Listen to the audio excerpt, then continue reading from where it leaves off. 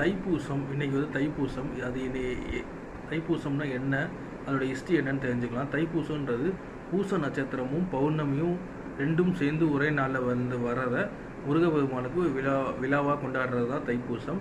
அதாவது தைப்பூசத்தோடைய ஹிஸ்ட்ரின்னு, அதாவது பேசிக்காக ஹிஸ்ட்ரின்னு பார்த்தீங்கன்னா, பார்வதி தேவி வந்து முருகப்பெருமானுக்கு அசுரர்கள் அழிக்கிறதுக்கு ஒரு நல்ல ஒரு சக்தி வாய்ந்த வேலை கொடுத்ததுக்கும் ப்ளஸ் முருகன் வந்து வள்ளியை திருமணம் செய்த நாள் இந்த நாள். ஸோ இது ரெண்டையும் கணக்கிட்டு இதை நன்னாளாக முருகர் பக்தர்கள் கொண்டாடுகிறார்கள். அதில் நம்ம பால் கூட காவடி எடுத்து பழனிக்கு பாத யாத்திரை செய்தும் இந்த தைப்பூசத்தை கொண்டாடுகிறார்கள். அதனால்தான் இந்த தைப்பூசம் என்பது மிக விசேஷமாக இருக்கிறது.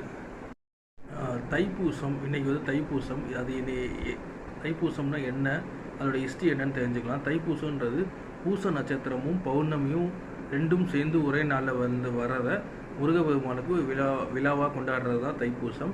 அதாவது தைப்பூசத்தோடைய ஹிஸ்ட்ரின்னு, அதாவது பேசிக்காக ஹிஸ்ட்ரின்னு பார்த்தீங்கன்னா, பார்வதி தேவி வந்து முருகப்பெருமானுக்கு அசுரர்கள் அழிக்கிறதுக்கு ஒரு நல்ல ஒரு சக்தி வாய்ந்த வேலை கொடுத்ததுக்கும் ப்ளஸ் முருகன் வந்து வள்ளியை திருமணம் செய்த நாள் இந்த நாள்.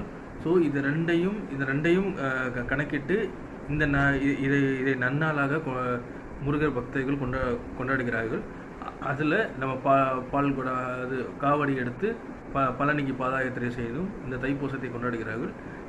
அதனால்தான் இந்த தைப்பூசம் என்பது மிக விசேஷமாக இருக்கிறது.